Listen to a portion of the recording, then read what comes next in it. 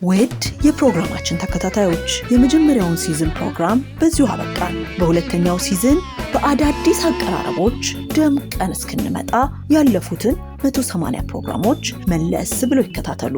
ለጠቅላይ ሚኒስትርነት መመረጣቸውን ሊነግሯቸው ቤታቸው ድረስ ከመጡት ከጄኔራል አማን አምዶም ጋር የተጣሉት የፍቅር እስከ መቃብሩ ደራሲ ሐዲስ ዓለማየሁ፣ የትም ያልተሰሙ የደራሲ ስብሐት ገብረ እግዚአብሔር አስቂኝ አስገራሚና አሳዛኝ ታሪኮች፣ ብዙ ግፍ የተፈጸመበት ባለቅኔ ደበበ ሰይፉ፣ በስራ ምድቡ ላይ የነበረውን ፖሊስ ጸረ ሕዝብ ነህ በማለት ጣቢያ ወስጄ ካላሳሰርኩ ብሎ ጣጣ ውስጥ የገባው ደራሲ አውግቸው ተረፈ፣ መንፈስ ሲወርድበት የሚጽፈው የገጣሚ ሙልጌታ ተስፋዬ አስቂኝና አስገራሚ ታሪኮች፣ የሌሎችም ደማቅ ሰዎቻችንን ታሪክ መለስ ብለው ያጣጥሙ።